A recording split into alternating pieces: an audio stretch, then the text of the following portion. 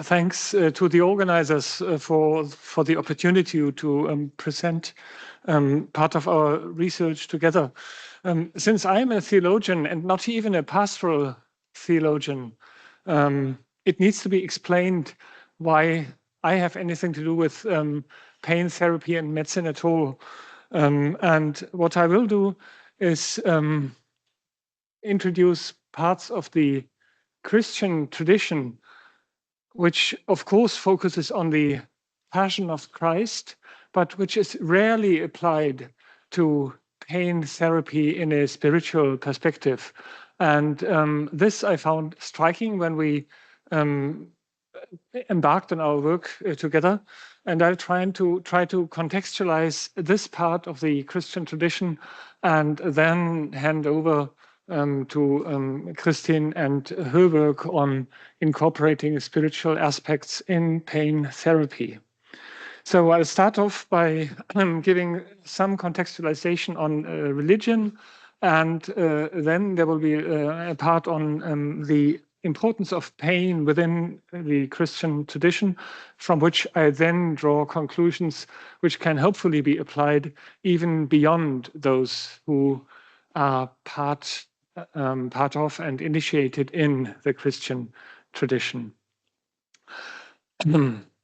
Chronic pain, which is what we've been working on for a little more than 10 years now, is a multifactorial phenomenon and is a complex interplay between physical and mental processes. And Christine will be able to give much more information on that. Since it is a multifactorial phenomenon, it requires interprofessional collaboration for its treatment. And what many, of course, will know is the so-called biopsychosocial model of pain, which has already been complemented by a spiritual dimension to it. And since Christine will also present much more on it, I will be very short and just give you the idea of the model and then leave it to the expert for later on. What is important for my subject are processes of evaluation. And I'll start off with a very simple example. The same physical sensation, like a stabbing or pulling pain in a muscle or in a joint, can be perceived very differently by an athlete who is really bringing out the ultimate effort in competition, or by a person who has completed rehabilitation and is now afraid of the same injury flaring up again. And it is these processes of evaluation which play a role. Evaluation that can be conscious and reflected upon, like, I am feeling this pain, what could it mean? It's sort of like an inner dialogue. And even in a more severe situation, like an illness of chronic pain, people start evaluative processes by asking, for example, what kind of person do I want to be with this pain, knowing that the pain won't easily disappear? And this is an example taken from our colleague Ursula Frede, who has long worked with patients who are suffering from chronic pain, is now a chronic pain patient herself, and who introduced us to many of such therapeutic dialogues within which people start conscious evaluative processes trying to relate to their disease. But such assessments or evaluations can also be habitualized. And then they reveal what has become a habit for a person or how that person typically relates to their body. And a chronic pain condition can influence, and of course does influence, these perceptions, thoughts, feelings regarding one's body. So, for example, myself as a luckily relatively healthy person, when I feel a twitch or something stabbing in muscles, I normally think, well, it will go away tomorrow. And normally I don't even think about it. I just expect it to be that way. And this is a sort of what I call an internalized or habitualized attitude towards your own body.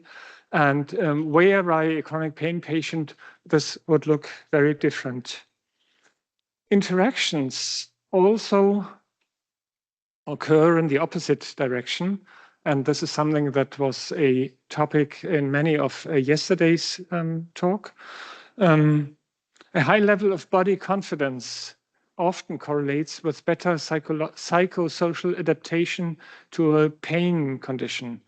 Whereas, on the other hand, hypervigilance or catastrophizing can worsen one's condition. So the expectation somebody brings to their own feeling can influence the way they relate to their bodily experience. Both types of evaluation, be they explicit, conscious, or implicit, internalized, habitualized, have an impact on health-related quality of life. And both can also be linked to religious or spiritual approaches in understanding one's life. There are a number of empirical studies that point to the fact that a more accepting approach to bodily signals, for example, by taking part in a mindfulness program or maybe spiritual practice of some sort, contributes to a positive body image and helps prevent maladaptive reactions such as catastrophizing. There are also studies that suggest, I'm rather careful about it, but that suggests that deeply religious patients are more likely to continue their usual daily tasks despite of a chronic pain conditions. And these patients are often called more resilient in face of their pain condition. This brings us to the term resilience, which is a loaded and much used term. Resilience can or might be a protective factor for preventing pain from becoming a condition of really suffering. And I'm sticking to a very simple working definition. The concept of resilience refers to the phenomenon whereby some people weather severe crises more effectively than others. And this is about all I will say about it for now, just because it is such a loaded concept.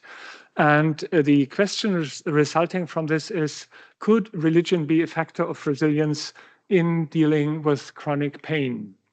And part of our work in a different group that started more than 10 years ago has led to this volume where we try to answer parts of this question from a transdisciplinary perspective. At first sight, religion might seem to be well suited to be a factor of resilience. If you regard religion from a functional perspective, religion can enable people to cope with anxiety or cope with what is called contingency, the fact that things happen in your life which you didn't want to happen or didn't expect to happen. And thus religion can enable somebody to address fundamental questions of life in a comprehensive way. Some of these functions of religion are, of course, not unique to religious behavior. They can also be fulfilled by other non-religious activities, art or music, maybe even sports. But what does set religion apart from other practices is the perspective it takes on life's fundamental questions. And here I'm sticking to a definition of a sociologist, Niklas Luhmann, who is not known for being very pro-religious, but he has a very suitable and useful definition of religion. A way of communication is religious if and when it views the immanent, i.e., our daily world of interaction, from the perspective of the transcendent. So he doesn't say there is a supreme being, there is a transcendent world. Neither does he say, all this is nonsense, there is no transcendent world. But he says, if I regard this life under the perspective of the transcendent, under the assumption that there is a God, then it makes a difference for my life. And then I can call myself a religious person. And this I find quite useful because it doesn't make any ontological or metaphysical claims. How can religion and spirituality be distinguished from one another? In many cases, I'm sorry. Before I say something to that, I have to explain the term existential, because that's the term we have agreed upon in our collaboration together. We call existential a dimension of self-experience that permeates nearly all areas of life and is very central to persons. So what Tove did with us this morning, naming aspects of one's life which are really, really important and which are really central to one's life, one could call that an existential dimension or an existential question. And in fact, she did call it no, she said it was values. I would call it existential, but it's the same phenomenon. And we assume that this dimension is very fundamental, shared by all people, even if they don't consciously relate to this dimension. And we've written this paper together in which we try to elaborate on this concept. What then distinguishes religion and spirituality from one another? In many cases, and we heard that on this Congress before, both terms are used interchangeably. And I've just brought one example from a textbook on spiritual care, where they say that people should address spiritual and religious needs basically as if they were on the same dimension. And actually, they are on the same dimension. They refer to the dimension we call existential. Still, you can distinguish them. You can address such central questions by using specifically religious terms. Somebody mentioned Psalm 23 this morning, and only somebody who is at least partly acquainted with the Judeo-Christian tradition, only for them would these words of the psalm be meaningful. And of course, you can address such central questions also in other forms of quote-unquote spirituality, images, texts, music,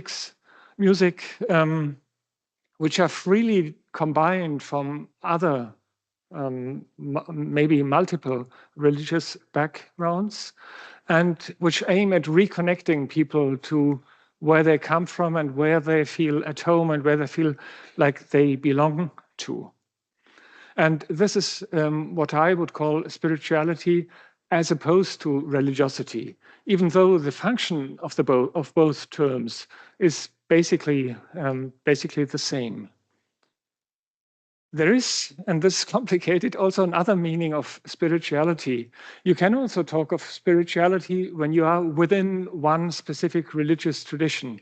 So we talk of Christian spirituality, meaning that somebody who practices their Christian belief really seriously, goes into meditation and all that, we call those a spiritual person. And this is what I call spirituality within one religious tradition, as opposed to spirituality as it can be distinguished from religiosity. I think this should be fairly straightforward, I hope at least. For us, it was a help to try and keep the terms apart in that way. Okay, since I'm a Christian theologian, I'm focusing on Christianity and on the religious aspect. And what I would like to explore with you is the ambivalent relation the Christian tradition has to physical pain. You all know sculptures and paintings of saints who are tortured in the most gruesome ways, and it can be really abhorrent always, almost really scary sometimes to look at such images. It is interesting to see that the very first pictures of Jesus Christ did not depict him on the cross. Within the history of the Christianity, Jesus Christ was first depicted, for example, as the Good Shepherd. And even when the crucified Christ appeared within the history of Christian art, and this is one of the very first paintings, sculptural renderings of the crucifixion, even in that case, if you look at it, he's more like blessing or even triumphant than suffering. And this is not by accident, but it must have been a rather negative idea to depict God as a suffering human being. And it took a while before people actually put it into images to be looked at. One of the most famous pictures of the suffering Christ, I'm sure you know it all, is by Matthias Grünewald in Colmar, Alsace, not far from here. And what is interesting is where this picture was actually to be seen, namely in a hospital. And you find very stark, gruesome details of this corpse hanging on the cross. And what you also see in one of the other panels of the altar is somebody suffering from ergotism, Mutterkornvergiftung in German. And the hospital where the picture was on display in the early 16th century was actually a hospital for people suffering from this disease. So obviously the idea of the painter and of those who made him put up this work of art there was that there was some sort of identification possible with the suffering Christ from the side of the suffering patients. And we don't know much about it, but this must have been the purpose in some way or other. And if we turn to biblical texts, we actually find a very similar phenomenon. We know that Paul of Tarsus, who wrote the so-called letters of Paul, and whom we can identify historically, we know that he had an illness, possibly a chronic illness, and probably something concerning the eyesight. And in a biographical passage, he calls it a thorn in the flesh and something by Satan to torment him. And he says that he prayed to God to be relieved of this disease. And then the answer he receives in prayer is, "My grace is sufficient for you, for my power is made perfect in weakness." This is what God says to him according to Paul's testimony. And what Paul concludes from it in verse 10 is that when I am weak, I am strong. So what we can see is Paul relates his own experience of illness and pain to his deep conviction that God revealed himself in the crucified Jesus of Nazareth. And this leads him to the conclusion that it is in weakness that he experiences God's nearness and strength. As a consequence, throughout the history of Christianity, many hymns and poems and works of art have been created that symbolize this experience, that put the suffering of Christ somehow in relation to what happens to the believer in Christ. The problem today for us is that people, in order to relate at all to this really important part of the Christian tradition, they must be familiar with Christian language and imagery. which in our societies is increasingly not the case anymore. And to me, it seems necessary to supplement the forms of expression that are developed within the Christian tradition with new and different images and modes of expression. And I'll say a little more about this at the end of my talk. One domain for which religion seems to be in charge is the question of meaning. I'll skip the scheme of the triangle. There's a bit of theory behind it, but we can probably do without it.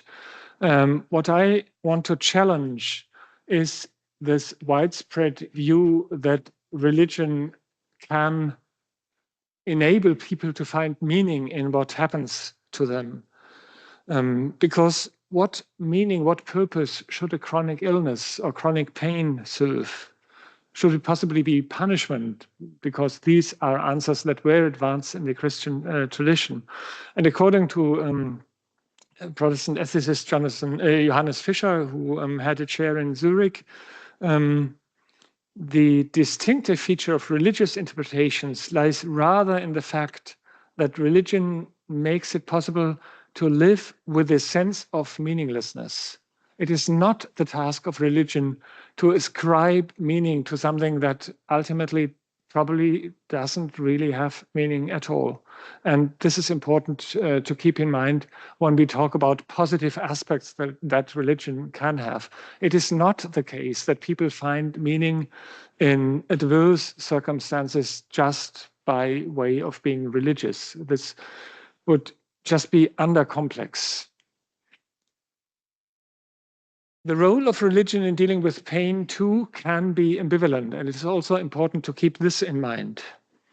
Oops, sorry, this was the wrong sequence. Just as in secular language, some people might be well-meaning when they say, who knows what good it does? And you can imagine that if you address somebody who suffers and tell them this sentence, this really doesn't have a positive effect. But in religion, we can observe a similar thing. And this is really interesting. In the Gospel of John, what we find is a dialogue ascribed to Jesus that who met somebody who had been blind from birth. And what the interlocutors of Jesus suggest is that somebody must have sinned in order for this man to be blind from birth. It could only be his parents or else himself. But the answer of Jesus is interesting. Neither he or his parents sinned, but this happened so that the power of God is displayed. So what this shows is the attribution of causes for illness is something that people obviously dealt with in the first century of the Common Era already. And there are also counter arguments that show that it is not really helpful to ascribe such causal meaning to physical illnesses as early as in the first century. So religion can have an ambivalent role. It can lead to positive or else to negative religious coping. Okay, what can we learn from this if we regard pain as part of human experience? When patients try to come to terms with a chronic pain condition, they evaluate and appraise or reappraise their situation. And what we sometimes find, if we look at patient dialogues, are metaphors of a turning point. So if you look on this really useful website, healthtalk.org, where people document their experience with their illness, there are chronic pain patients who use the metaphor of a dead end in order to show what they experienced when they tried to cope with their situation. It feels as if your life is over, you can't do anything without it hurting, that seems like just running into a dead end and you can't see a way out. And then it is interesting that the only way out is to turn around and to change the perspective and to stop trying to get rid of the pain, as it were.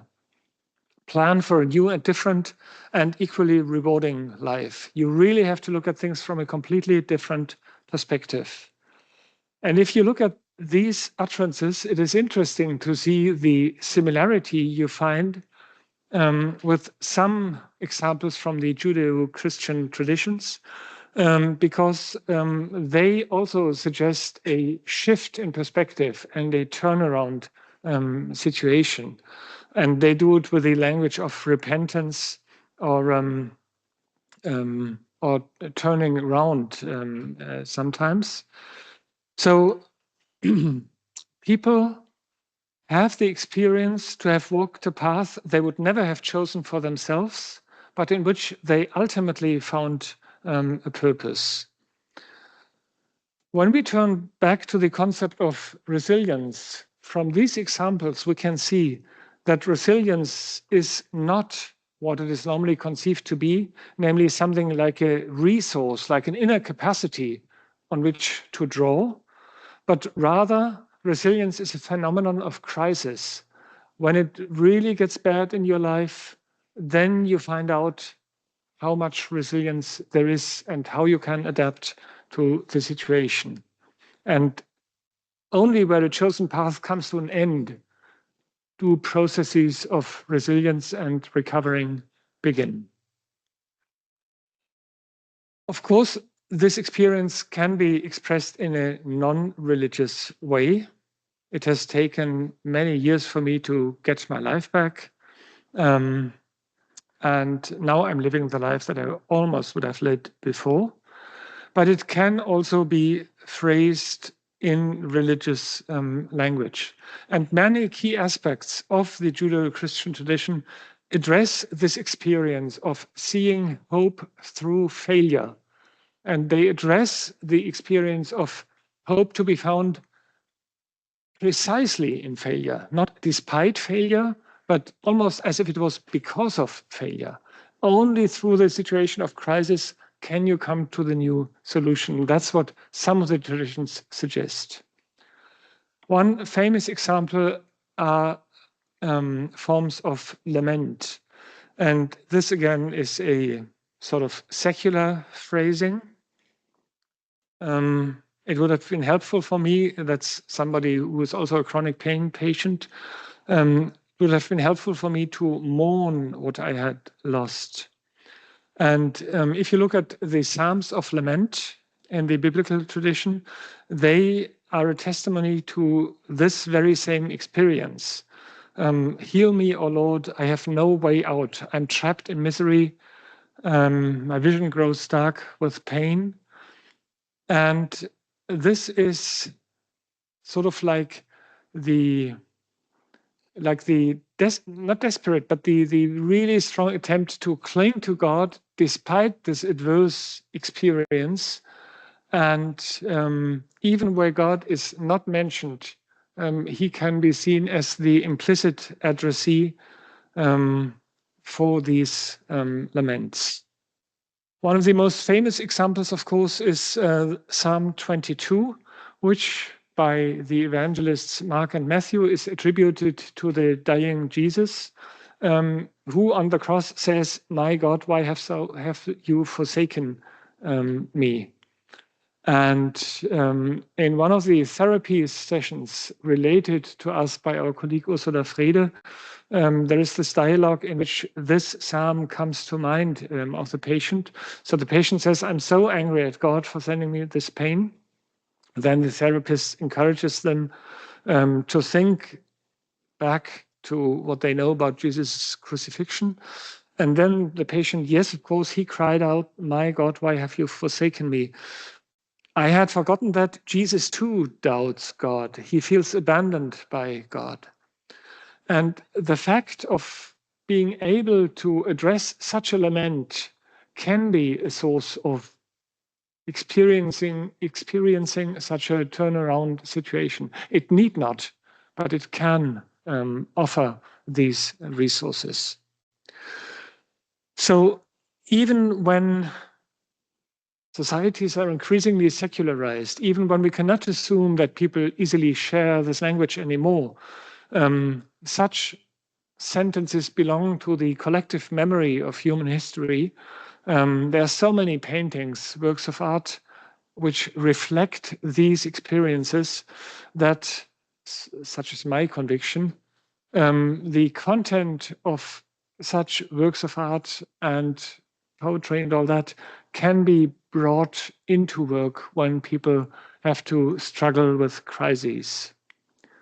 So, in concluding, can religion serve as a factor of resilience?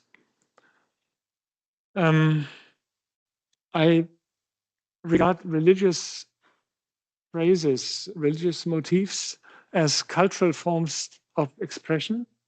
And it can be helpful for people to voice their suffering in these terms because they acquire a certain distance from their experience. And this is connected to evaluative processes. And these work both ways, as we've seen. These processes of evaluation can influence the way you perceive your own body. Religious interpretation is basically similar to other forms of interpretation in art, literature, music, and all that. With one exception, it differs in bringing in this perspective of the transcendent from which the immanent is being viewed. It is not necessarily a positive resource, but it can be. But if misused, it can also unleash destructive or detrimental forces. And we have to keep this in mind. And unfortunately, within Christianity, there is a long history of really negative ways of bringing in these traditions. Key aspects of this tradition address the experience of finding new hope through failure, maybe only through failure. In this respect, religion is a potential factor of resilience. And this is the light within which I view the interpretations of Jesus' death in the New Testament. Because what we have historically is that after the crucifixion, a few years after the crucifixion, there was this conviction, the crucified one lives. And this is the ultimate example of getting new hope from ultimate despair. Something like that must have initiated the history of Christianity. And all we know about it is what the New Testament writes about it. And this, to my mind, is why throughout the history of Christianity, the suffering of Christ has played such a prominent role. It was not some sort of masochism, but rather the experience of getting new hope out of failure. But as I said, since we live in societies which are not religious anymore, it will be important to rephrase such experiences in other terms which can supplement the Christian tradition in order to help people to come to terms with their situation. Okay, that's it from my side. Thanks very much for your attention, and then now hand over to Christine.